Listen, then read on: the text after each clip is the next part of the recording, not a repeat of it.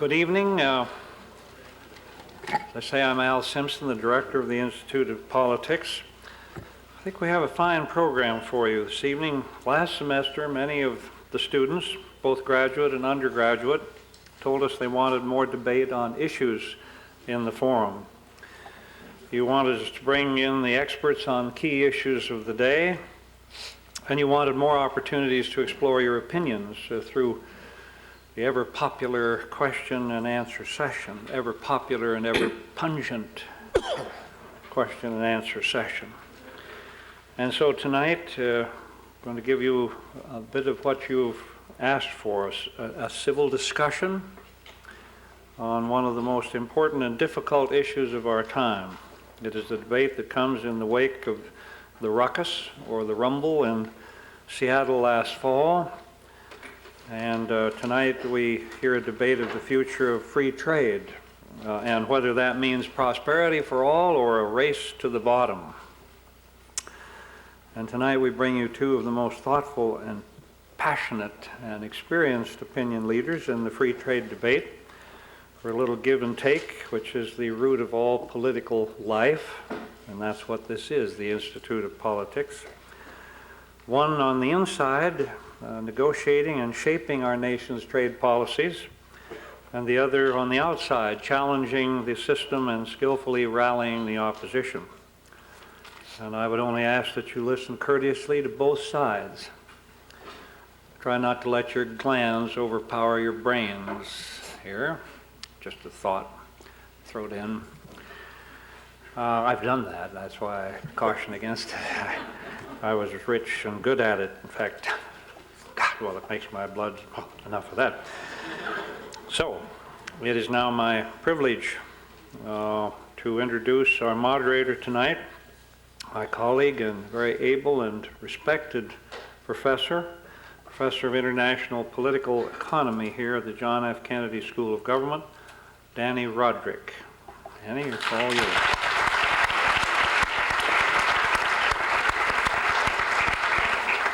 Thank you very much, Senator Simpson. Let me add my word of welcome to all of you for being here. My role is, I'm very happy to say tonight, I'm not doing any debating. I'm just the moderator, and I think I'm going to enjoy this with the kind of debating power we have on two sides here. It's clear that the trade is one of these hot issues of the day. I think trade has always been a politically contentious matter, but I think since Seattle it's become quite clear that the temperature of this debate has risen quite a bit. And if you look at our title, Prosperity for All versus Race to the Bottom, it just sort of signifies this apparently unbridgeable gap between two very different conceptions of what it is that international trade does. For an economist, which I am one, and the case for free trade is actually a very, very straightforward one. To an economist, what free trade means is the following. Free trade allows an economy to use its resources more efficiently, and therefore allows the economy to expand the size of the pie. This general principle was first demonstrated by David Ricardo in 1817. And I think it's fair to say that it's really, it's certainly the crowning achievement of economics, this principle of comparative advantage on which the statement that I just said is actually based. Just to give you an indication of how important this principle is in economics, let me recall for you a little story that Paul Samuelson tells. Paul Samuelson, as you know, is a Nobel Prize-winning economist. And he had a mathematician friend who had nothing but disdain for economics. And he would always tell Samuelson that economics was up to no good. And one time he challenged Samuelson to come up with a single proposition in economics that was at once true and non-trivial. And Samuelson confesses to having scratched his head for a very long time, and eventually had the answer. He said, surely the principle of comparative advantage is it. Now, so that's the central role that this principle occupies in economics. I should add that the answer to the question of what are the benefits of free trade is straightforward in this economic sense, but is also the case that economic theory actually makes a relatively narrow case for the benefits of free trade. Even though the theory states, or what we're taught and what we teach states that there are aggregate or net benefits from trade, the theory does not say that, in fact, everyone will gain from trade. That there's, in fact, in most of the standard ways we have of understanding how the forces of comparative advantage work out, in fact, there will be always some losers. We can't also be sure that the immediate or the static effects of trade will necessarily translate into large dynamic effects in terms of spurring long-term growth rates. And we can't even be sure, in the presence of markets not working very well, that there will even be aggregate gains. So the case for trade is a straightforward one, but it's a limited and qualified one. But when you look at the public discussion on trade, one is surprised, one is immediately struck by how far this public discussion has gone beyond the economists' narrow conception of what it is that trade does. For example, if you look at the WTO's website, you will get a PR sheet which lists for you the 10 benefits of free trade. So let me just read them off to you. Number one, the system helps promote peace. They're talking about the WTO system. Number two, disputes are handled constructively. Number three, rules make life easier for all. Number four, freer trade cuts the costs of living. Number five, it provides more choice of products and qualities. Number six, trade raises incomes. Number seven, trade stimulates economic growth. Number eight, the basic principles make life more efficient. If any of you can tell me what the difference between the last five things that I said, I'd like to hear about them after the debate. Number nine, governments are shielded from lobbying. And number 10, the system encourages good government. Very strong case. Well, what about the other side?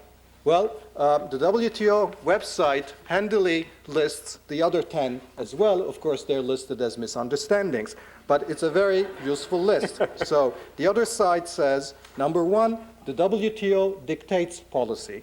Number two, the WTO is for free trade at any cost. Number three, commercial interests take priority over development.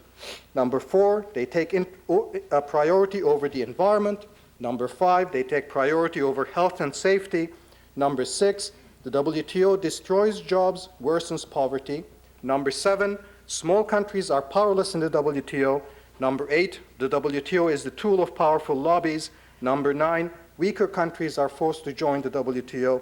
And number 10, the WTO is undemocratic. So on practically every issue, there is a disagreement.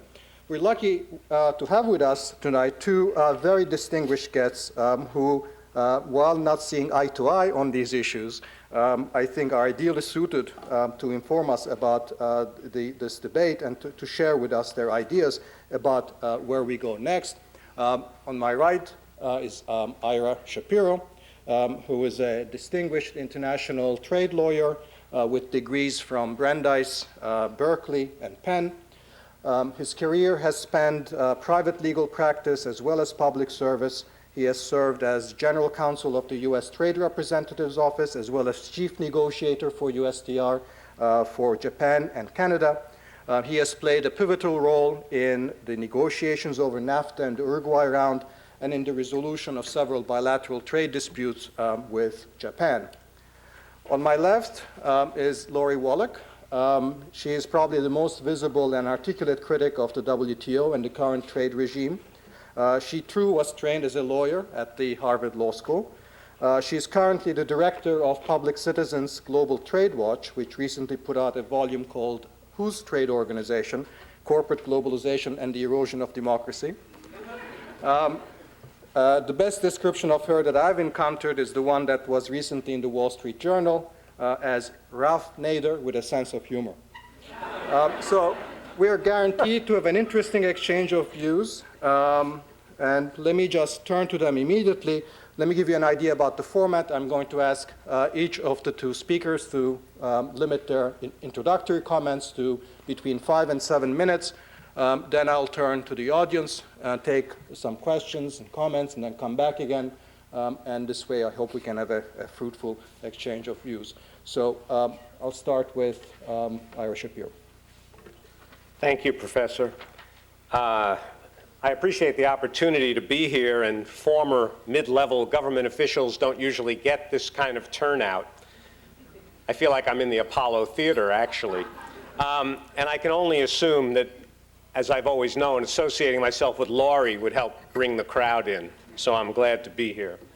Or maybe the turnout simply reflects the recognition that we're at a key moment in the ongoing debate over globalization and trade policy in the United States, post-Seattle and before the vote or debate on China and the WTO and permanent NTR for China. So let me begin by trying to state the issue fairly plainly.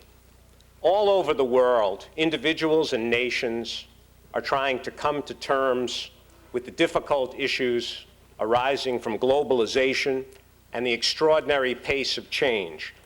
But I think that in our country, the debate acquires a certain extra urgency because we are the architects and the prime movers of the open trade system. We have the good fortune at the moment to be at the peak of our prosperity and our power. The world, with more than occasional resentment, looks to our example and to our leadership. While the issues posed by globalization are complex, may seem complex, there's a basic choice that actually really isn't that complex. We can affirm and reaffirm the more than 50-year commitment to an open trading system, or we can reverse course, beat a dangerous retreat, and leave it to the historians to figure out what on earth we were thinking about. We can go confidently forward, justified given our economic performance and our country's position, or I think we can succumb to the fears, frustrations, and fantasies of relatively few people.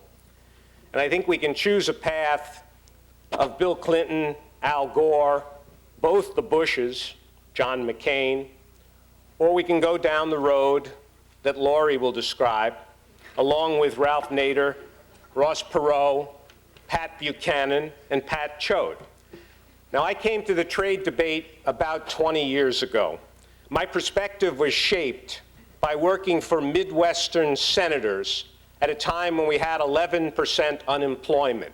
Our communities across the country, and particularly in the Midwest, were battered by the worst economic conditions since the Depression. We had some question whether our auto and steel and semiconductor industries would survive. And even when the economy started to recover, it wasn't clear to many of us that we could compete effectively with Japan and its policies of promote and protect. And at the time, I'll admit, I spent a lot of time with people who had lost their jobs in plants and mines, and the benefits of trade were hardly evident to me.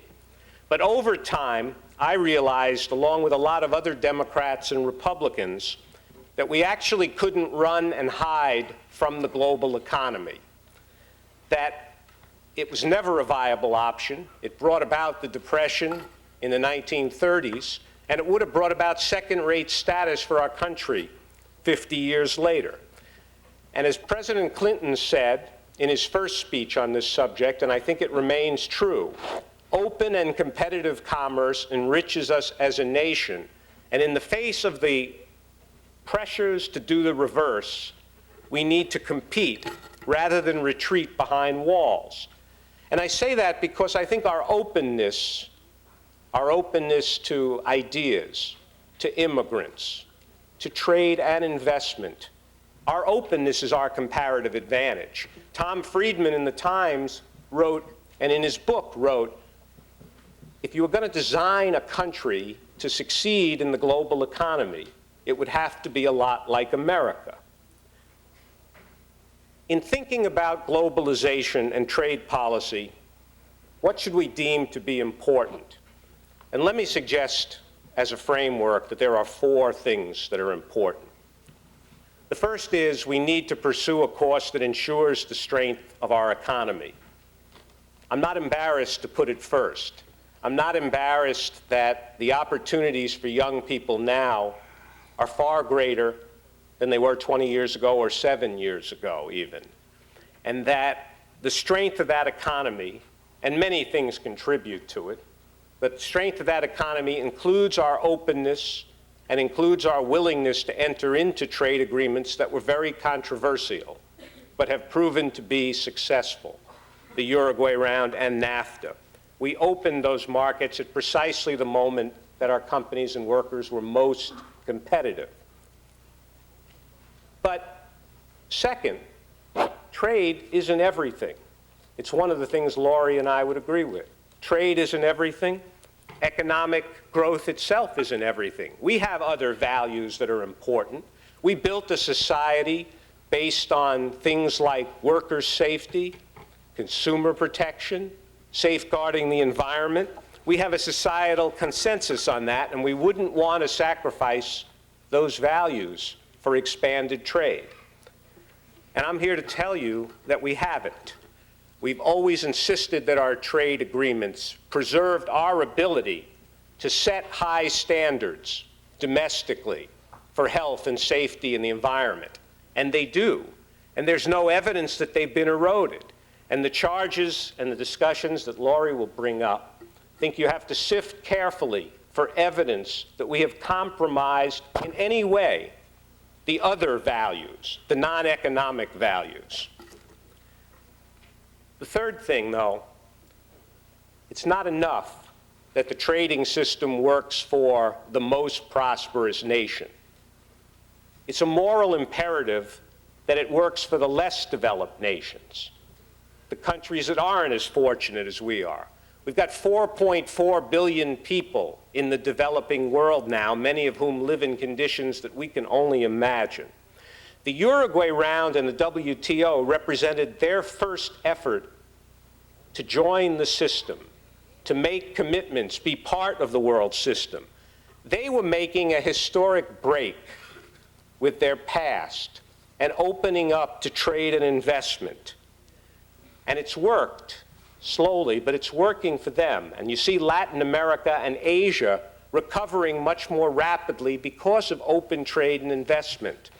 And I want to say that while they're by no means satisfied with the way the system is working, they don't want it to go away. They want it to work better. And we should think very carefully about the moral aspects of trashing a system that many of the least fortunate nations have put their faith in. And I will say that it's the governments of those nations, and not our NGOs, not Laurie, not the other NGOs. The governments of those nations ought to speak for those nations and the aspirations of their people. And the final thing is, trade is a crucial determinant of our relationship with other nations. If you decide that you're not going to trade normally, or you're not going to give trade benefits to other countries, that has profound effect. It can be destructive of friendship, it can be destructive of normal relations. And that sounds sort of obvious, but Laurie and the anti-trade coalition have proven themselves over the years quite ready, first with Mexico and now with China, to recommend just that course. The last thing I will say in introduction, I think Laurie is going to tell us about the remarkable new coalition that formed in Seattle. Well, I don't think it's remarkable, and I don't even think it's particularly new. We've been fighting over trade for much of the decade. Many of the people that were involved in the fight in Seattle, the Battle of Seattle, have fought NAFTA, have fought the Uruguay Round, and will continue to fight trade. And the gist of it is that when all is said and done, they've come out and concluded they're against trade. The administration and Congress didn't ultimately agree with them on the Uruguay round and on NAFTA, and so they're revisiting the question. They can be admired for their tenacity and their constancy, but they can't be admired for their wisdom or their judgment or the accuracy of their critique.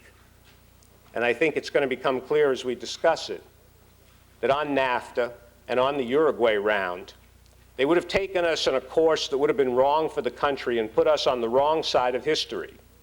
And that's exactly the course they're going to recommend on China, too. So I look forward to the debate, and I appreciate being here. Thank you very much.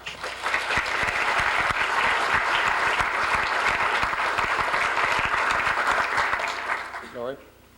I'd also like to thank the organizers and for everyone who came out, and happily for Ira, actually I'm not willing to break international or interpersonal relationships over disagreements.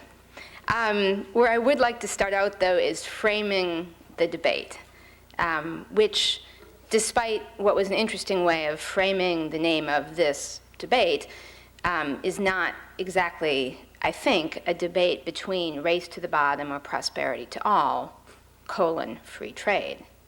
The issue is not trade per se, and as Ira knows, we're not the anti-trade coalition. The question is, under what rules? Under what terms? And what we have now, and I bring this around so people can see it's not mythical, it's just 900 pages of one version of rules, we have a phenomenon called globalization, and one of the driving factors of it is the World Trade Organization and the 18 agreements, substantive agreements it enforces. That was established through something called the Uruguay Round negotiations of GATT. This is the little GATT. This was the little agreement, it fits in your purse in its original version, that was the trade agreement for 50 years. The Uruguay Round, which established the WTO, transformed that. And the folks who have a problem, who are in Seattle, with this version of rules are a lot of people who have a great interest in setting up the right rules, because they're for trade, for a variety of different reasons. But these rules and their outcomes over the past 5 years are not acceptable. Now, this is not free trade. And Professor Roderick's friend Ricardo and Adam Smith as well are rolling in their graves someplace. Because if you had free trade on the theory, you would not have some new restraints in trade.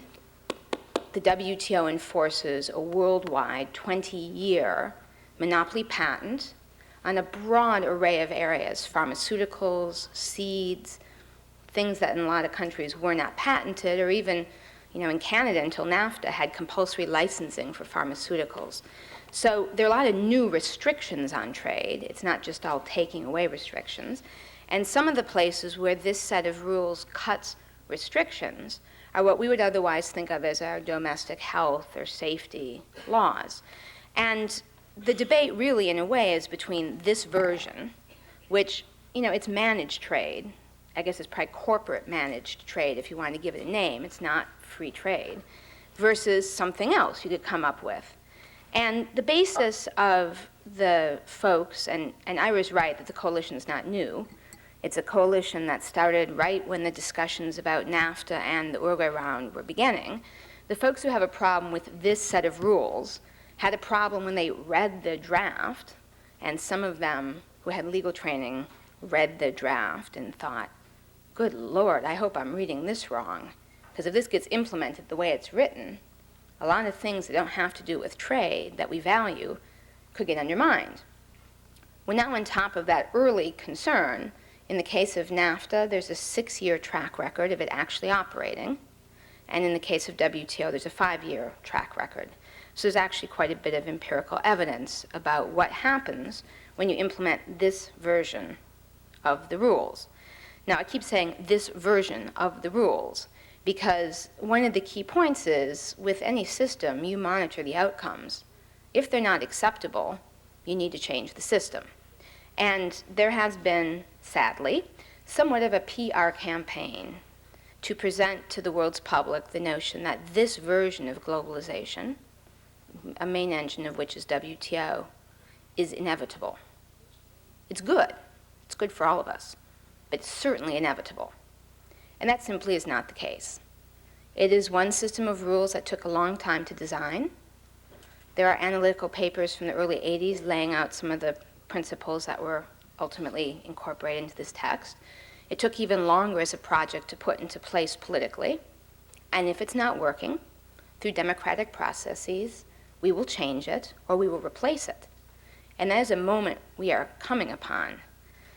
Because this debate is also not sort of Buchanan, who wants to be over in that camp, versus the forces of good and enlightenment. I don't know if you put Gore and Clinton in there, but if you do, go ahead. A majority of the US Congress no longer supports this policy. In fact, the US Congress has rejected the request by the president to have what's called fast-track trade negotiating authority, the mechanism that got us NAFTA and the WTO, not once but twice.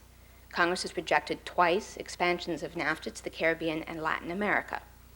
A multilateral agreement dubbed NAFTA on steroids, the Multilateral Agreement on Investment, was tanked through a progressive international NGO campaign. It was a year-long NGO campaign that in part, by the way, led by the developing countries' NGOs, who brought us into it, did a no new round WTO turnaround campaign that helped inject some accountability into the negotiations in Seattle. And that is the new reality. It's not a fluke. It's not ignorance. That's how it is. And we're pretty sick of stopping things. The folks who like the status quo, and there are some interests who benefit from this version, that's for sure, are not interested in realizing we're going to have a discussion about something else. And so we're having another of these extremely tedious fights, this business about China and the WTO and permanent most favored nations. We will stop that too. We have a majority not just in Congress, but the public opinion polling shows in the US public. But it's getting really boring because what's interesting is the new rules we need. Obviously, there need to be rules for a global economy. We're not anyway calling for autarky. But the question becomes, analyze the outcomes of this, figure out what needs to be fixed, if stuff's fixable, or it needs to be replaced. And I'm going to close with a little bit of the 5-year record of the WTO, which undoubtedly Ira and I will start nitpicking over, and I recommend the god-awful 1,200 footnotes, imagine fact-checking these 3 times. They're in this book if you want to actually go to the sources, because what we did is actually quote the original documents that make these points. But with WTO, there is a 5-year record, and what we know is a lot of the good things that were supposed to happen, one explicit promise. Every American family's real income was to go up $1,700 a year each of the first 5 years of the WTO. Stuff didn't happen. Trade deficit was supposed to go down. It's almost doubled in that period. But skip that. If you compare the results of the WTO, of the whole Uruguay system, to the status quo ante, there are areas in which damage has been done. And it's one thing if you're not getting the benefits you want. It's another matter if there is damage being caused. And for instance, in each time that the WTO has considered an environmental or health law, it has ruled that these laws are an illegal trade barrier. Let me step back for 1 second, just for educational purposes. The way WTO works is WTO is actually the organization. It's like a global commerce agency. It enforces 18 agreements. It is, one of those agreements is the old GATT. It was incorporated, trade in goods. The stuff that was added transformed what was a contract system, GATT, that focused mainly on tariffs and quotas, into what was really a global regulatory or deregulatory regime. The Uruguay round included intellectual property rules, new trade restraints, an entire agreement called Technical Barriers to Trade that pertains to worker safety, environmental, and product safety standards, a food safety agreement, an agreement on services, services weren't covered before, an agreement on investment, a more detailed agreement on agriculture, one on subsidies, one that even covers how governments spend their money, procurement. And all of those agreements are enforced through a dispute resolution mechanism, which was also a transformation from the old GATT system, which was consensus and everyone was supposed to negotiate and agree. WTO has something like a court minus anything like due process protections. So it is a big hammer, and it is a powerful enforcement of rules that one might argue are somewhat lopsided on the substance. The enforcement process involves 3 panelists, trade lawyers, even if the case is about food safety. They meet in Geneva. The documents are secret. It's behind closed doors. There are no conflict of interest rules. And we have some hilarious stories about what has resulted as a result of the people sitting on these cases would blow your mind. There is no outside appeal, and there are no evidentiary rules. What lawyer in this room wants to try the future of a nation there? I don't think so. So you have that powerful enforcement. You have a lopsided but expansive set of rules. And the way the rules work, the way to think about them, is they set constraints around what government's legitimate, acceptable operations are. Some of those are good. Some of them go after good old-fashioned protectionism, let's stick it to the other country. But a lot of those rules actually constrain legitimate, non-discriminatory, translation from GATTEs, where you treat your domestic and foreign stuff exactly the same. So non-discriminatory laws have gotten hit in this system of constraints. And it is there that the real hornet's nest of opposition, plus the intellectual property rules, has gotten stirred up. So the record under that system has had, for instance, the U.S. Clean Air Act regulations about gasoline cleanliness ruled to be an illegal trade barrier, and the U.S. implemented a new way of doing that regulation, which, and Ira may have helped write this brief, the very position that they adopted in the Federal Register was the thing in the U.S. brief to the WTO defending the law the U.S. said would undermine U.S. clean air. That is now the law. In developing countries, in 5 years of WTO, the share of trade they enjoy has declined, and in both rich and poor countries, within and between, income inequality has gone up. And then there are a whole set of trends, which I know we'll get a chance to discuss later, which include companies getting countries to pressure particularly weak countries. So Gerber Baby Foods gets the U.S. to pressure Guatemala about its implementation of the UNICEF code on baby milk substitute marketing, and Guatemala dumps the implementation of the Nestle code to avoid a trade challenge. More and more, it's threats. It's not actually formal challenges. Now, Seattle. Laurie, maybe in 1 minute we'll have a Yep, chance that's to it. get No, to I'm that. just wrapping up. Okay. In Seattle, what happened really was 5 years of watching WTO and implementing what we call the Dracula Strategy, which is simply we take the thing which we think is slightly evil and drag it into the sunshine and let it fare as it will. WTO did not stand up to the scrutiny, to the sunshine of public attention, which is why we're now at a point where either WTO has to bend or it will break. And there are downsides to breaking it, but that is what will happen if the folks who like what we have aren't willing to replace the broken parts. Thank you.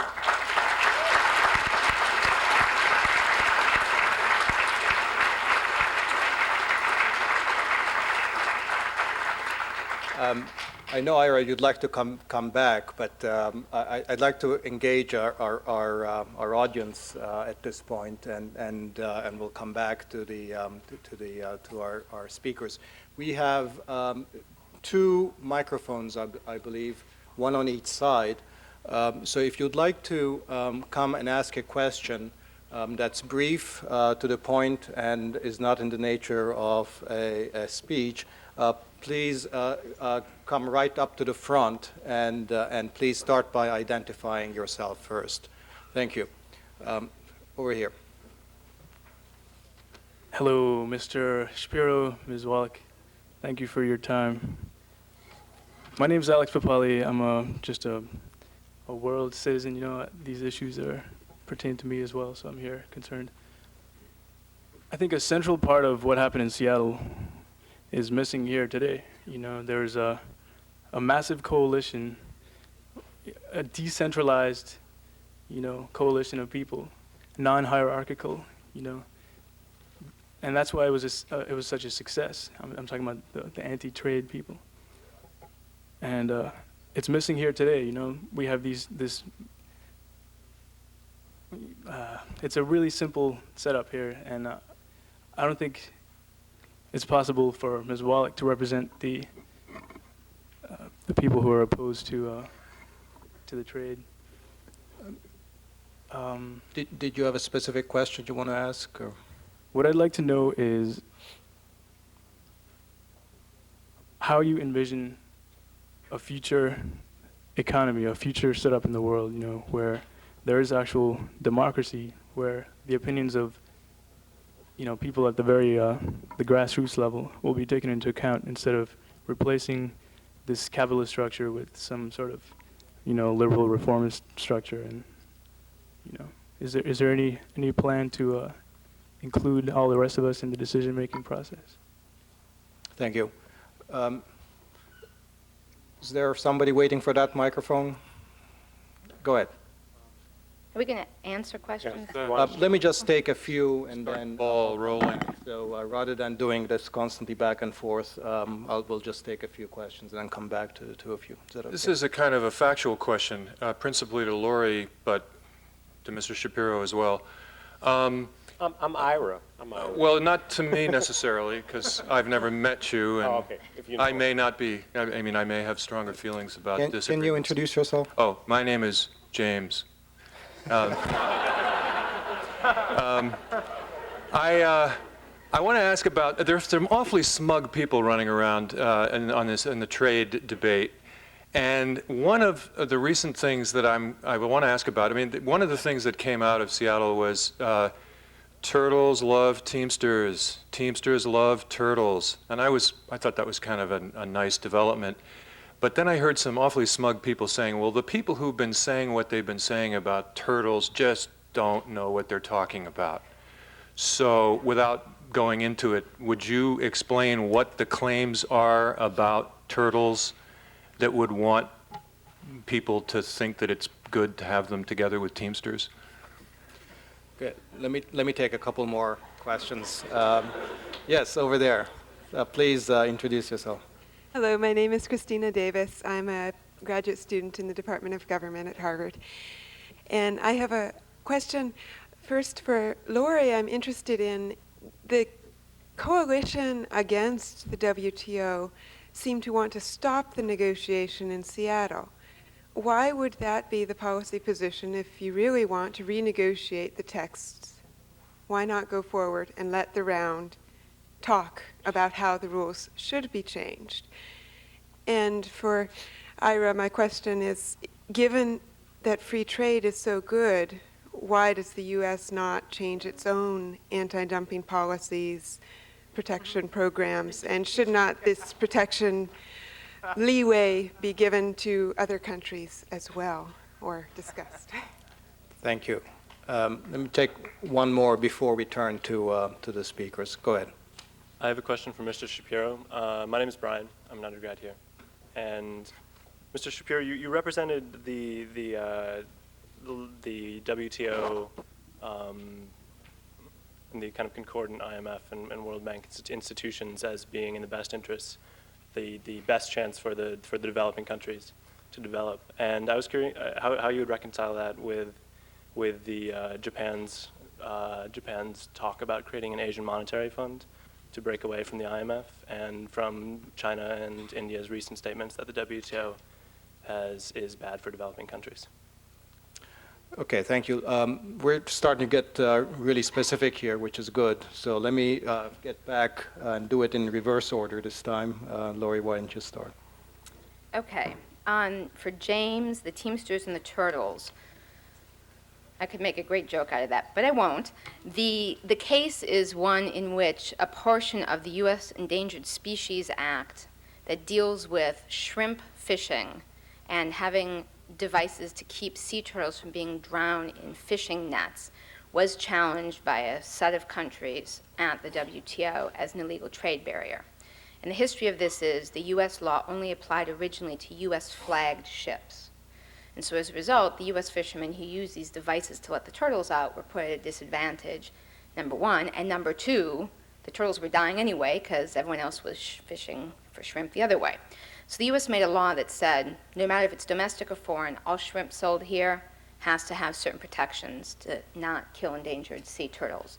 And the weird thing and scariest thing about this case is that part of the Endangered Species Act was implementing a U.S. multilateral environmental treaty called CITES, the Convention on Trade in Endangered Species. So this wasn't even a case of the U.S. deciding, hey, we like turtles, let's protect them. It's an item under this treaty. The U.S. has an international obligation to protect turtles, and that U.S. law did it in a non-discriminatory fashion. All shrimp has to be caught that way. WTO ruled that, in fact, the U.S.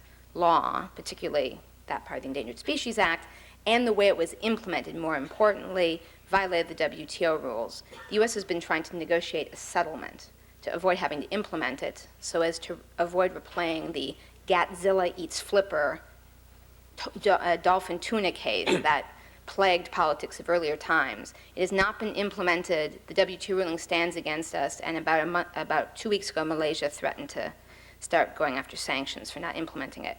So that's why the turtles were out there as a symbol of an non-discriminatory environmental law, particularly when taken enforcing an international treaty that got clobbered by the WTO. And the Teamster Turtle Together thing, I would say, is now Teamsters, Turtles, and Tibetans, because all three are on the road against China permanent MFN. As for the question by Christina about what our call was, the international campaign was called No New Round, Turnaround. It's actually a slogan designed by the developing country NGOs, and the developed country NGOs bought into it. It was a good idea.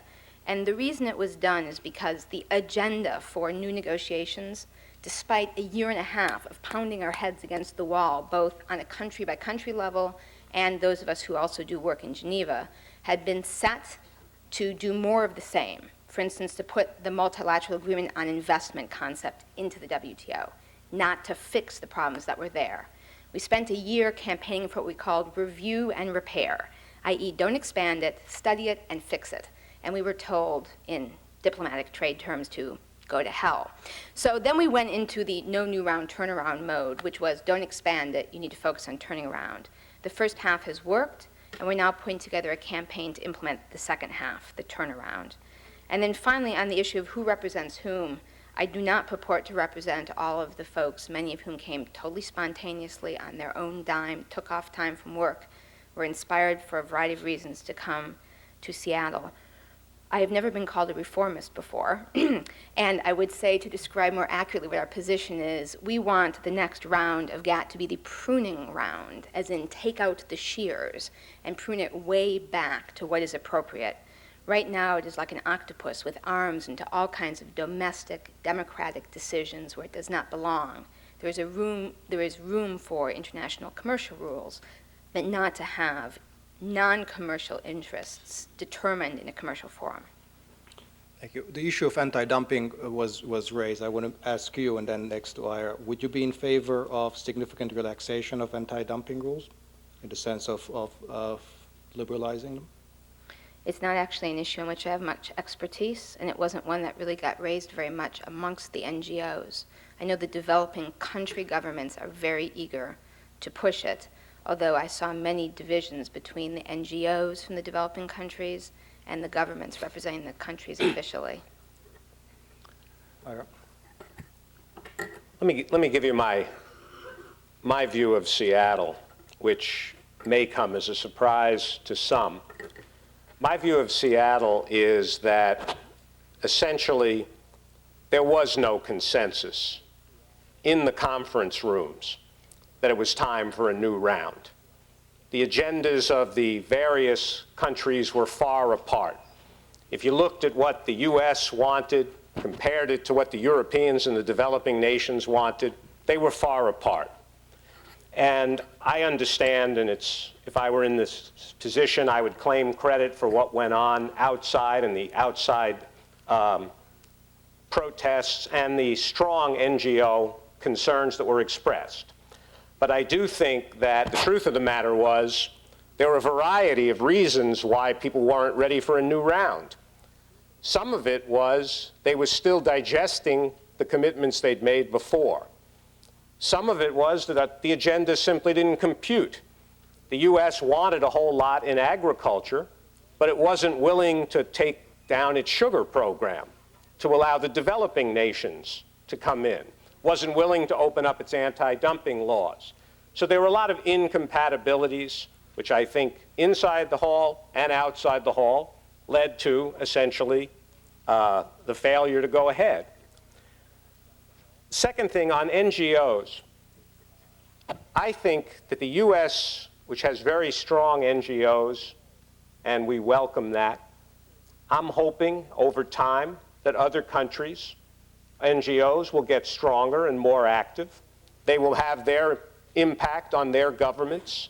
And I think that in part they'll have it because A, the trade issues are broad, but B, open trade around the world is leading to more, not just concern, but more democracy.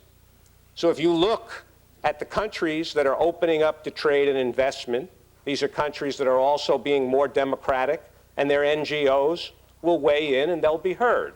And I think that's a good thing. I have to say a word on dispute settlement, because it is one of Laurie's favorite subjects. Laurie has described the WTO as rotten and corrupt. Those are her words, and that's why it couldn't stand the sunshine. The New York Times described the decision-making process of the WTO as impartial and unflinching. Now, that's a big distance between the two. The truth of the matter is, number one, I agree that the system is not as transparent as it should be, and we've always pushed for more of that. There's no reason that when you have a dispute that the panel process shouldn't be open. And there's no reason they shouldn't get NGO briefs too. But the decision makers are agreed upon by the parties in every case. Okay, so it's like you agreed 3 mediators. You can pass on them, number one. Number two, they do turn to outside experts. She has occasionally suggested that's not true. But in the beef hormones case, there were European experts, US experts, and Canadian experts. Number three, we've won the cases we should have won, and we've occasionally lost the cases we should have lost. And if anything, the system has allowed the small nations to challenge each other and the small nations to challenge the larger nation. And so the notion that it's somehow undemocratic, I don't think is borne out. Shrimp turtle's an important example. And it's an important example of the way this debate goes on. 5 years ago, Laurie predicted that US health, safety, environmental laws would be under assault. State laws like California's Proposition 65, which required labeling of carcinogens, that was going to be the first thing that was going to be under assault. So it's 5 years later. There are exactly 2 cases that fit into this constellation. 2 cases, one of which was the reformulated gasoline case, in which the US blatantly discriminated against the foreign interest. The EPA was trying to work that problem out. Congress came in and said, forget it. We want you to come down on the domestic side. So we were in the wrong, and it was found to be in the wrong. That's one of the cases. The other case, the shrimp turtle case, the appellate body wrote a much more liberal opinion from an environmental standpoint than had ever been written before. The appellate body said, conservation of exhaustible resources, you can pass laws on that. They basically upheld the structure of the US shrimp turtle law. The only thing they said was, you didn't give the Asians as much time to implement as you gave some of the other countries. That's the whole thing. That's the universe of cases that she's talking about where environmental laws have been challenged. And I would say, between rotten and corrupt, which is the term that she likes to use, and impartial and unflinching, I would say it comes down quite a bit closer to the latter. The last thing I would say, because I don't really, she knows me well enough, I don't really like to call names, so I should explain. When I say the anti-trade coalition, I mean that when they say they're for trade, but under other conditions. They're for trade if it covers the whole panoply of everything. They define a universe that you can never reach agreement on. And the result becomes they're against every possible trade agreement, from large to small. Laurie has focused more, she's always been more of a WTO-focused person and taken more of the legal arguments. But the Citizens Trade Coalition includes people that make the job loss argument only, that are unabashed protectionists, and they've never seen a trade agreement, large or small, that they liked. So if she said to me, or if she said to us, I don't think the WTO is working right, but you know, I could be enthusiastic about a regional trade agreement. I could be supportive of maybe doing something with the Caribbean or helping the Africa legislation go through. That's not where it comes out. Every trade agreement, everything that's on the side of expanded trade falls into the same category. They're all opposed. And that's why I use the anti-trade term. Okay, thank you. Is there a question on this side? Yeah, go ahead. My name is Alexander Kravitz. I'm a graduate of the Kennedy School. I think that as a former representative of a developing country in Geneva, I think that one interesting fact that perhaps hasn't been mentioned is that the WTO, which was kind of alluded by Ira, is that the WTO judgments, if you will, are obligatory on the parties. And that means that small developing countries can bring the big countries, let's say, to justice, so to speak. And I have two questions. One for Ms. Wallach is, what were the countries that brought the turtle issue against the United States? And for Ira, I'd like to ask, I think, as coming from a developing country, that there is a legitimate gripe, if you will, from the developing countries that there hasn't been as much of an opening in terms of trade. And I'm wondering if you could say, as a U.S. trade official, what would be some actions that the U.S. specifically could take in terms of harvesting, if you will, the agreements that are already in place to show the developing countries further benefits in trade. And I'm specifically thinking here about the MFA, the doing away with the MFA since we're at the halfway point, for example. But I'd love to hear anything else you have to say. Thank you. Over at this side. My name's Dan, and I'm a high school student from this area. And free trade is the issue right now, but our economic policy, our present economic paradigm is based on is inherently flawed because it's based on production and development, which assumes that we have endless resources to produce and develop. I was basically wondering how we can possibly hope to have a livable environment in the years down the road if we don't move towards a sustainable economy instead of this trade, produce, develop paradigm. So. Thank you. Over here. Hi, my name is Zayed. I'm an undergraduate at the college.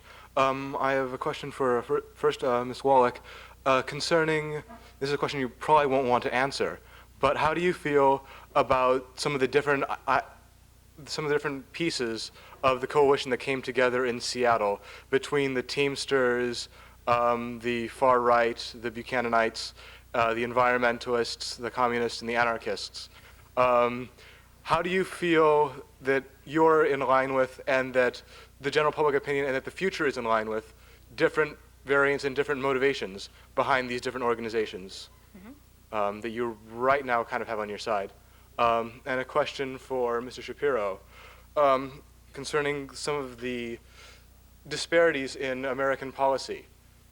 Thought was particularly enlightening was looking at China versus Cuba, two countries that you could say are probably about equally totalitarian, equally repressive, and yet one is being invited to more and more free trade as it continues a policy of overt aggression towards its neighbors, threats of force, and brutal internal crackdowns on its own people.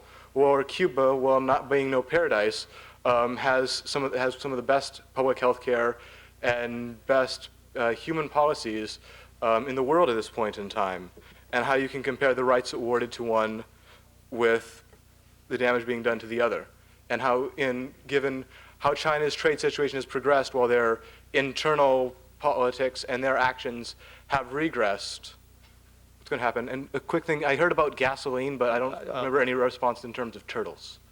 Okay. If you we'll remind our. Let me take one other question on this side before I turn to the podium.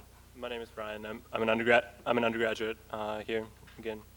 And Mr. Shapiro, I would appreciate it if you would answer my earlier question. But I have another question. My knowledge in these matters is fuzzy. Can you just remind us, just very briefly? In the environment question. My earlier question was how the claim that a number of developing countries have seized on the chances offered by the WTO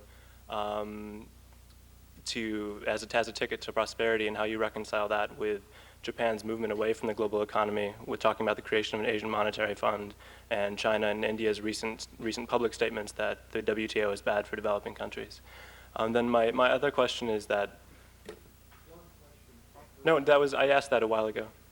We'll just take it, but Okay. try to make it quick so My we can hear other question is as many people as possible. Yeah, my apologies. My understanding is that within the technical barriers to trade agreement, there are provisions for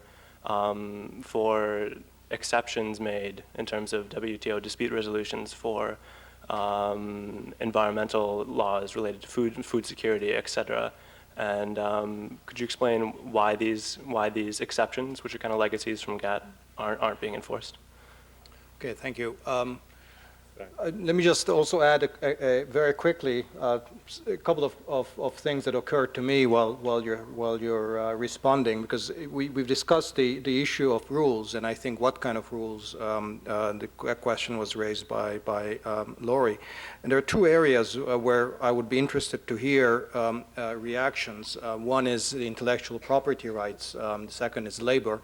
The first one, intellectual property rights, of course, is where we have quite detailed rules. The second one is labor, is where we don't have rules. And I would be interested to hear from both sides as to what it is that is right or wrong about each one of these. What is wrong about the rules in the case of patent protection, the intellectual property, or wrong about it, and what is right about not having labor standard rules, or what would be wrong about having them in one form or another. Ira. There were so many questions that I'll try to be briefer than before. On the Cuba versus China question, our Cuba policy is indefensible. So we should be engaging with Cuba. I believe that it is important to have China in the WTO, and I believe that it is fundamentally important that they have come forward with some truly remarkable concessions and changes in the way their economy is structured and the way the society would work. And so I think that it is in our best interest to have them in the WTO. On the environment question that was asked before, I may not be able to convince you of this, but I have to say that everything we know suggests that as nations get wealthier, they deal with their environmental problems. And that until they start getting wealthier, it's cut and burn and sort of pillage the land because you've got to survive. Now, in our own country, we didn't have meaningful environmental laws till the 1960s. When I was younger, Lake Erie caught on fire because it was so polluted. And we've made a lot of progress, even as our economy has gotten stronger and stronger and produced more, our environment has gotten cleaner and cleaner. And if you look around the world, that's certainly the case. Japan, when Japan started becoming a wealthier nation, that's when they started cleaning their environment. In terms of the developing nations, what we should do, I think we should pass the Africa Growth Act, which we've had around for a couple of years now. I think we should pass the Caribbean Basin Initiative Act, which the anti-trade forces have blocked for 5 years now. It's pathetic for a country like us to make commitments to the poorest parts of the world and not live up to them. In terms of question on the Japan question and the Asian Monetary Fund, I'm a little puzzled by that question because Japan, whatever they're doing in the Asian Monetary Fund, they still are a strong supporter of the global WTO. China may be critical of the WTO, but they're trying to get into it. And India has just embarked on a very significant opening of its markets. Its new government has made fundamental kinds of reforms to bring that country forward. And one of the things that most of us have to think about is, if this expanded trade and open trade is such a bad idea, why are all these countries doing it? Either through negotiation or unilaterally, they see that as the way to develop and give opportunities to their people. And we shouldn't lightly take the opposite position. Thanks. On the shrimp turtle case, first of all, just on Ira's point, I hang with the environmentalists. They don't like the appellate decision. The appellate body still said we got to change the law. We lost that case. We're just negotiating and avoiding implementing it. So let me put it this way. There was some great dicta in that case. You would not want to be a sea turtle. As far as who took the case, it was one of the few instances actually where developing countries have used the WTO dispute resolution system. It is a theoretical use because it's enforceable, but 92% of the cases that have occurred have been the US, EU, Canada, Japan, mainly against developing countries, though quite a bit between each other. In that case, it was a coalition led by Malaysia and India.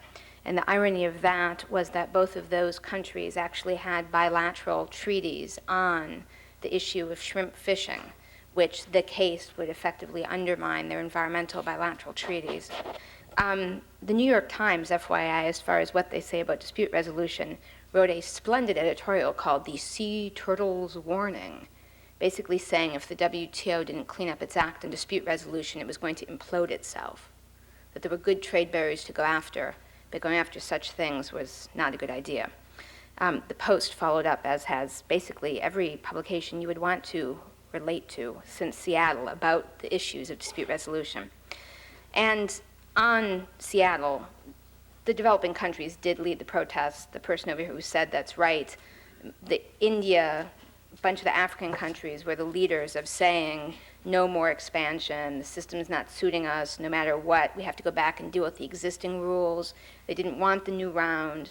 That they continue to be in that position, and why they sign up or why they participate is they've got IMF and debt on one hand. We've got starving people, either export because we made you reorganize your entire damn society under structural adjustment, so you don't have any subsistence farmers anymore. And so if you don't export it, if you don't make exotic crops to export for hard currency, you can't service your debt. It's a rat race, and there's one way to go. Whether or not that one size fits all is appropriate for different countries at different times. As far as the coalition in Seattle from the guy over here, interestingly, there wasn't far right there, which surprised me because that was one of the things the left coalition talked about. What would happen if a bunch of right-wing lunatics showed up? There wasn't that, and interestingly, there was an attempt by the Christian coalition to have a pro-WTO rally. They rented out the Arena Stadium, which is a 40,000 person venue, and 32 people showed up. And the thing that's even more pathetic than that, because they did a 400,000 piece mailing, glad they're spending their money that way, what was even more pathetic than that was that apparently on the network of Buchananites and Protistas, an alert went out saying, everyone in the neighborhood, quick, the Christian conservatives are saying we like the WTO. And like 20 of them showed up. So I do not think that on the far right, either on the pro-WTO or not pro-WTO side, there was a big turnout. What is interesting, though, is what the polling shows as far as how a coalition like that stays together, what people know or care about, who's in it. And particularly the focus groups have been done since Seattle, but there's a very interesting Business Week poll that showed public opinion increasingly against the status quo trade system after seeing the exposure of Seattle. But the focus groups on this question basically have people upset, not because of what they've heard in theory or because they have a position on free trade versus protectionism, but because it has in some way affected their life in a way that's not acceptable. And I mean, I've mentioned a few of the cases. There's certainly more than 2, but a lot of the things that have started to happen aren't just formal challenges. There are 3 procedures called harmonization and equivalence determinations. So right now, for anyone who's not a vegetarian, the US has determined the Australian meat inspection system that's been totally privatized, so that it's now company-inspected meat, is now stamped USDA prime choice, declared equivalent, comes in under a WTO requirement under the food agreement that is on your plates. And this is an experimental program in Australia where the salmonella rate is doubled in the 2 years that you now have back to the jungle, company inspectors, not government inspectors. That's a concrete outcome that actually goes to a particular US statute that we said would get clobbered. And by the way, Prop 65, which is a California toxics law, that wasn't a WTO problem. That was a NAFTA problem. And if we go into NAFTA, there's a whole set of what are called investor-to-state regulatory takings cases, where a whole set of laws, including a toxics law in California, having to do with MBTE, a toxic that's gotten into the water system, have all been attacked under NAFTA Chapter 11. Toxic waste zoning, gasoline additives are carcinogens, a nature preserve, trashing a coral reef to build a ship dock, have all been cases under NAFTA where corporations have said, oh, under NAFTA, we have new rights. You can't regulate us anymore, and if you do, you have to pay us. The one case that's happened is the Ethel case. If you go to our website, you can see all the papers from that case we've liberated. But if you want to know the details, read the book. I mean, read the book. It's got the footnotes. And then finally, on the whole issue of what we're for, and this goes to the issue of what one could do for developing countries. In fact, this coalition, Ira says, has never met a trade agreement it could love, worked with colleagues from NGOs in Africa and trade ministers from African countries, and wrote an alternative Africa free trade bill called the Hope for Africa Bill, which had all of the trade market opening provisions of the other one, the Africa Growth and Opportunity Act. But unlike the Africa Growth and Opportunity Act, which had a huge opposition led by Congressman Jesse Jackson Jr., African-American ministers, NGOs, and labor unions in Africa, this bill, which again, all the same market access, but not the other IMF stuff wedged in there, had a huge support by our whole coalition, plus our counterparts in Africa. It was a bill we were definitely for. It would have been a great policy. We're going to try that again. Okay, thank you. Did you want to come back specifically on the NAFTA issue, since that was raised? Or we can go back and ask a couple of, we normally would have ended by this point, but since we did start late and I see some people who still want to ask questions, what I'll do is I'll just take 2 final questions very briefly, please. Over here. Hi, my name's Rikin Patel. I'm a student at the Kennedy School. I'd like to ask a question that I've been struggling with a bit lately, which is I'm all for inclusion of developing countries to gain a larger share of the gains from trade in the WTO. That's number 1. And number 2, I'm all for viable labor and environmental standards in the developed world. And my problem is, and my question is, aren't these 2 things in tension? And because according to our wonderful and irrefutable theory of comparative advantage, and it sounds nasty, but isn't part of the comparative advantage of the developing world their low environmental and labor standards? And isn't this a question that both sides of this debate, particularly the Seattle Coalition, very dangerously, I think, have refused to recognize? Thank you. Our final question over on the other side. Yes, please. Yes, you can go ahead. Okay. Hi, I am Ed Ball from the Progressive Labor Party, and I have just a couple of questions, a couple of problems I have, mainly directed for Mrs. Wallach, not so much for Mr. Shapiro. I think free trade has basically been demonstrated to be bad for all workers as it drives down living standards. I don't think that really needs to be debated. But in the case of Ms. Wallach, one of the major campaigns that is going on is, to block China's most favored nation status, and one major point that's raised is this idea that China has oppressive labor conditions for its workers, and while that's true, I think that's very dangerous. That, like, for instance, on your website, I've looked at it, there's no mention of the fact that while you condemn China for using forced labor, there's no mention of the fact that the U.S. uses prison labor in the U.S. to build all manner of various goods, from airplanes to auto parts to furniture to a whole variety of different things. And I think it's very dangerous that this is not mentioned. And I think that it lends itself well to the fact that the U.S. ruling class sees China as a major strategic enemy, and at some point a war sees war as a very likely possibility. And this idea that the U.S. is somehow so much better than China, and that somehow we need to, like, the U.S. is great and that China is evil, lends itself very well to this sort of racist and patriotic and sort of fascist war crusade. And I would just like to I would like to cut you off at this point. Thank you. Thank you. I just want to turn back now to our presenters, and this will also substitute for.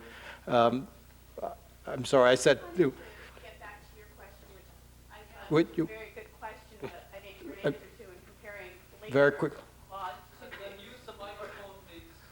Can you? Isn't working. Very, very quickly, please. I actually just want to get back to your question, which I didn't hear answered, comparing the WTO's record of enforcing labor issues. Okay. If in your closing statements, each of you can make a quick reference to labor standards issues in the context of WTO as well. As I said, this will have to be the final round, so as you can make your brief closing statement as well. Again, in reverse order, I'll start with Laurie. Okay, to answer the last two questions, the conflict about how you deal with environmental and labor standards while also trying to increase the share of trade for developing countries. One of the things that, this is a question that has not been dodged, but rather has spent hours and hours in closed rooms all over, packed with NGOs from all over the world, talking about that very question, because you've sort of hit a tough nut. And one of the places where we come to agreement is that for traded goods, not a country must change all of its standards. Every country must be certified that they meet XYZ standards in the whole country. But rather, for goods in international commerce, some kind of floor of standards might be appropriate. And the reason why is sort of the difference between comparative advantage and really absolute advantage. The notion of comparative advantage in all of the original free trade theory didn't have capital as mobile as it is now. So it's not a matter of a country has certain blessings to it and it has certain capital, and as a result it does better in that area. Rather, Walmart takes its cash earned by people buying things in the US and decides to open up a basically not a living wage at any level in any country, 11 cents an hour in Indonesia shop, and looks to hire kids because they're more pliable, etc. And for those goods, which are never going to be consumed in that market where the production has occurred, and it's not really a form of investment that's going to be very beneficial absent some floor put into it to make that multinational who wants the benefit of the comparative advantage, which is the different than the US minimum wage and a living wage, but is not a starvation wage. You've got to do something to not make it so incredibly lucrative to then put those goods back into trade where they can be consumed in the country where the investment started. And that sort of arrangement, and I'd be happy to speak to you more in detail afterward, and how you would do that, you'd obviously have to negotiate the standards multilaterally. But then the question would be only applying them to traded goods. That would allow, for instance, different standards for different countries as appropriate for their domestic markets. On the MFN issue, you looked in the wrong place. The stuff on US prison labor is found in my 5-year testimony on the WTO, and it goes to Article 20 and the exception for prison labor. Which it's a real problem, it's a real glitch, and actually it is one of the few places where the WTO actually has a limit. And this gets back to where I started, which is What we are operating under is one set of rules. In fact, there is in the WTO the impossibility currently of banning goods made with child labor, traded goods. So this idea right now, if you want to use the ILO standard or the new international ILO treaty on exploitative child labor, you right now, absent some changes in the current rules, could not ban at your market the import of those products to enforce your international obligation. That is boneheaded. That leads to a race to the bottom that is destructive. But it is not an option between free trade, prosperity for all, and no trade, race to the bottom. There is a different set of rules, and the first thing that all of the NGOs discussing these issues are headed for is literally to prune back the WTO, to get it out of all of these areas where subjective decisions are being made. These need to be value decisions, need to be made in a democratic forum where people who will live with the results can change them and can hold the decision makers accountable.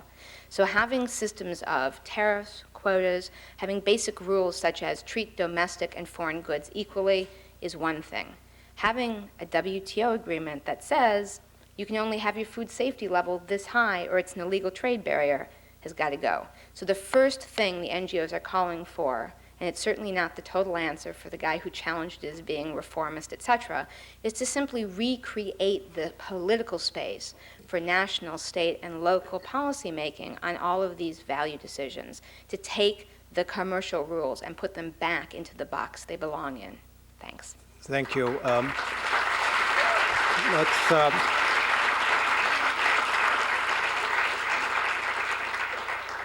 Ira, for your closing comments, please. I think the question of labor standards and environmental standards has been one of the hardest ones. I mean, it is fundamentally the nut that has been very difficult to come to terms with. As Laurie, I agree with what Laurie said on that. The question is often posed in terms of if a nation is doing something, their labor standards don't come up to your level, or their labor standards are unsatisfactory, can you sanction them, basically? Can you stop trade and enforce it because you don't believe that they're doing enough on the labor side or on the environmental side? I don't think that's the way that an international system ought to operate. I do think that there's been considerable progress made internationally on starting to come to terms with the scourge of child labor through the ILO and other ways. We are moving thousands of people who have been child labor in Bangladesh and other places, have been moving into other programs, education, staying in schools. But I think that you have to negotiate those things, as Laurie suggested. You have to negotiate those internationally. I do think that in terms of democratic decision-making, you can't be against democratic decision-making. We had a very vigorous debate over NAFTA. We had a very vigorous debate over the Uruguay round. We'll have another vigorous debate over China. It was our president and our Congress who agreed to those things. In every country, they have ways of making democratic decisions if they want to be part of this process. If the system was producing the kind of results that Laurie is saying, I agree there would be not just a level of concern, but there would be a high level of outrage. But the fact is, I don't think, as I've indicated, that she's reflecting the results that the system has produced. I think some of the statements about food safety and the ability to set risk levels at any level you want, that's an important part of the agreement that we maintain. And that includes no risk level. So, and the other thing I would say is, and I've always admired those who are working hard for their views. I mean, she falls into the definition of a public citizen, which is important. But if the opposition was as broad-based as she's describing, then you wouldn't have a situation where the various presidential candidates, the various governors all across the country have come down in support of open trade. Please. Ralph Nader's a candidate for the third time, and we'll see how well he does. I've admired Ralph Nader because of my age. I've admired Ralph Nader longer than most people in this room, but frankly, when he turned to trade, it wasn't a good decade for him. So there are a lot of corrections and changes that can be made through negotiations. But I guess my bottom line is you have to be working with nations, showing an interest in trading with them and working out problems with them, rather than simply finding an excuses not to deal with them and to block trade. Because if you tell somebody, we're not interested in trading with you, as they wanted to do with Mexico, and they now want to do with China, the result is you're not going to be able to solve these problems with other countries. So I think we can fine-tune and change the system as we go along, but I think basically we need to come down on the side of expanded trade. Thank you.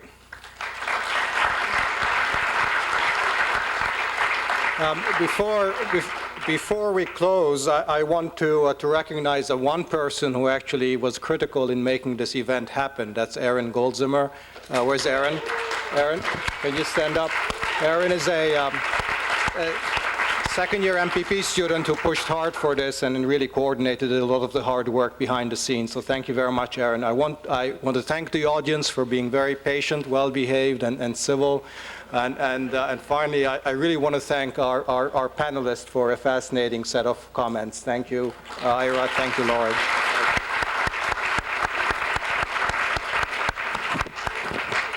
Thank you.